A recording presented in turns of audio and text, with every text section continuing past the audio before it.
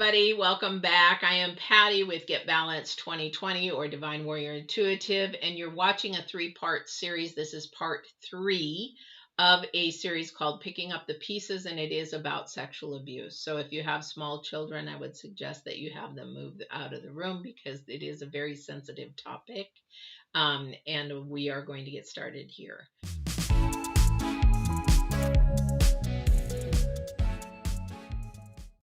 So this is something about living with sexual abuse for the rest of your life. And they're like, but I thought you healed. Well, we do heal, but those memories never go away unless there is enough trauma that has blocked it. Like I was talking in section 1, surviving sexual abuse. I cannot remember from age of 6 before.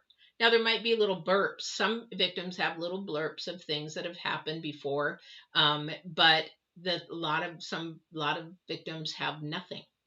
And that is just part of your psychological brain makeup to block trauma. This is like when you have an accident, maybe a car accident, and you don't remember anything. All you remember is waking up in the hospital or something of that nature, because the brain blocks the trauma. Don't ask me how it works. You'll have to talk to a neuroscientist or a brain person. However, I do know that even when you are completely done with your healing, and if you're working through that, even at this point, to get to the living part, there's going to be triggers. Okay. And because you still have memories, and it doesn't mean that they're bad triggers or good triggers, but they are triggers. And so you live with that the rest of your life, or it becomes sort of a back burner kind of a thought process, or it's there, but you don't think about it anymore unless something pops up. It could be a name of a person, which would be your perpetrator or something of that nature. It could be a touch from a person. It could be a sound, a smell. It could be anything that triggers you. These are just ideas. My trigger was a touch, and it can be still, but if I am in a relationship with someone, I share all that with that person. So if you are dating someone and you're getting ready to take it to a marriage level, commitment level, or something, they should know. It's not fair to them for you not to share your trauma and your past with them. Well, they don't need to know. Yes, they do, because the thing is, once you're healed, sometimes we don't even know how we enjoy the activity, the intimacy, because we have based it from the foundation that we had as a core when we were little. So we have to learn new things living with it. So we have to learn that touch is good. We have to learn that expressing ourselves in many ways of intimacy is okay. We have to learn that the other partner is loving us unconditionally to allow us to open up and be ourselves. So if touch is a trigger, this is something you need to share if you're in a relationship or going or wanting a relationship. That still may be something that you need to heal from, but you need to find out how to now. For example, let's do a hypothetical. If you are meeting somebody and you've been dating for a while and you want to go to the intimate level, just say, you know what, here's my story, and I need somebody to help me learn what I like and what I enjoy with my partner. I don't know. And as a person in my 30s, I was terrified to tell my ex-husband. It was 41, 41. 41. I was terrified to share with my ex-husband how to touch me, how to whatever. He was very healthy and did not have any abuse or traumas in his life as far as that. And so it terrified me to have that openness, and I couldn't share it because I still had the core foundation trying to controlled my life. It's dirty, it's bad, you're, the guilt kind of stuff. My healing wasn't complete, even at 41. So when you're living with it, you have to know what your triggers are and how strong those triggers are, or how much they're on the back burner. So that is the main thing about living with it, because it is not going to go away. The only way that you could get it to go away is erase your brain or have the trauma there that you don't remember. But that again is a survival mechanism in our brain that we have, that sometimes you can actually break the code and get in there. Okay, that's up to you. That's up to you. But living with it becomes easier over time if you do your homework, if you do your healing, if you do your inner child work, if you do all the little things that you need to do to heal as a sexual abuse victim. All right. So if you're not, these are things you want to pay attention towards. So if you're a partner of somebody, or you know somebody that has a partner that has been a victim, then what you want to do is share this video, because it's like, hey, you really need to talk about this with them, because you got a good person there, and you don't want to really blow it because you don't know how to share your intimacy, or how. A lot of people can get very creative in the intimacy department, but it is also very fearful in the intimacy department for some. So pay attention to that. You also might have triggers again in the future of listening to somebody's name. You might have triggers of even dating maybe not the same race, because it reminds you too much of that person. There's things that are so vast in our mind that help us make our decisions and our choices. But what I'm sharing with you in living with it, you can live a whole life. You want to get to be a whole person before another person comes in. And if you are whole and that person is whole, you should be able to share anything with that person. And especially if they love you. Share, and you want to know their vulnerabilities and they want to know yours.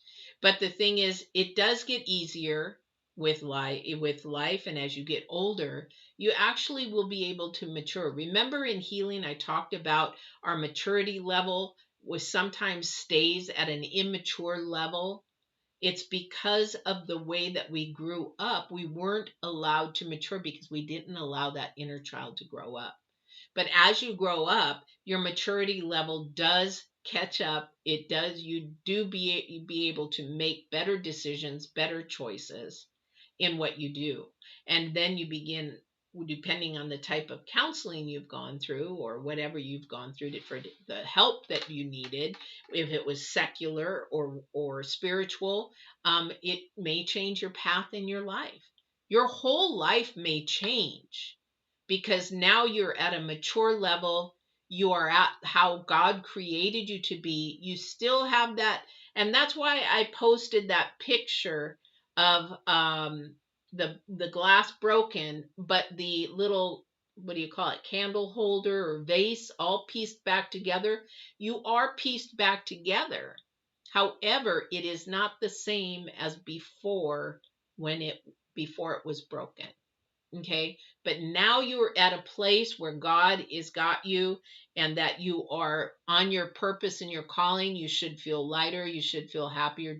I should say more joy filled. If you're spiritual, it's joy filled. If you're worldly, you're happy. Very big difference. Watch my channel. But the thing is that you are now on your path to where you should have been way back here. But again, living with this, continue to share and tell your story, because the thing is, when you do share your story, there might be a little nudge inside you from your spirit saying, you should share your story with this person, because this is supposed to be something that turns to good. And the good is for you being maybe a support to somebody else, maybe joining a volunteer support group for victims advocacy, or just support groups, a volunteer, that kind of a thing.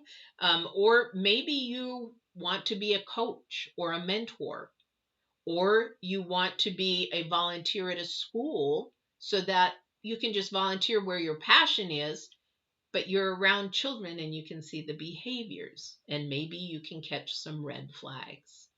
I don't know what it is for you in your life, but I do know from experience and through a lot of hard work, soul searching, and I would say without the divine, without God's presence in my life, every single day, many times a day, we talk all the time, and prayer and meditation, I would not be the whole person that I am today.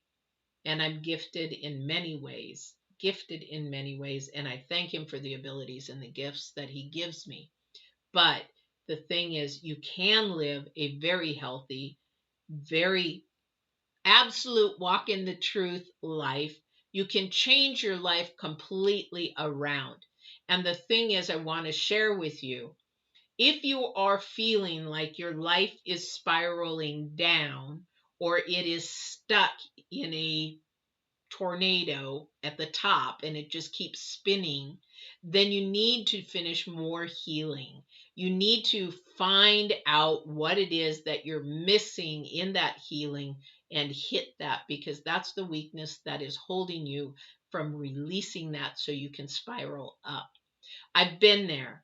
My decisions and my choices and everything I was doing based from my abuse and being a victim led me to a spiraling life down, like I told you before. But what I didn't tell you is it spiraled me down to a point where I actually was homeless and I was facing the police and I was doing things that I should have never been doing. My heart knew it, but I did them anyway because I needed it. I was in a completely different space.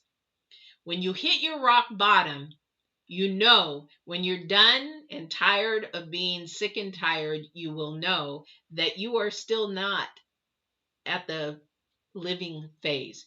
You're either at the survival or healing phase. You have to look at this. When you hit the living with, then you're in a freedom, and your standards and your choices will allow people that will love you for who you are in and keep others out.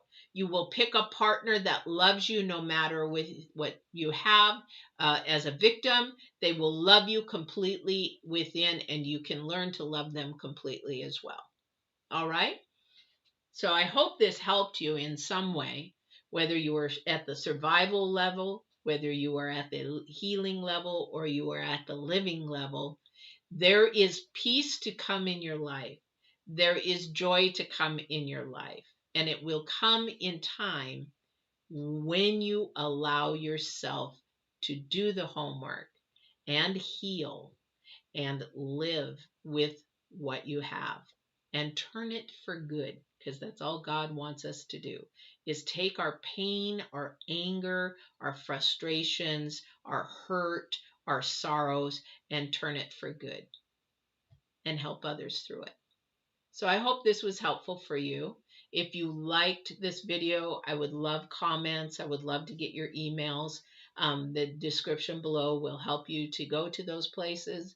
If you'd like more coaching videos, Get Balance 2020 has a lot of secular coaching, and the Divine Warrior Intuitive has a lot of spiritual coaching and other things too for your curiosity. So I hope that this was something that will help you. And if it did, or if you want to share it, please share it, because it's really important. Because like I said in the very beginning, 1 in 5, and it could be a lot less, and women, and 1 in 20 boys or men is being affected. And that is the statistics that are reported, not the ones that aren't reported. There's a lot more, because I was one of those who didn't report it, and neither did my parents. All right. So just love, pay attention to the little ones, the red flags, the changes in the behaviors, and love yourself and love others. Take care. Remember to walk in absolute truth and love.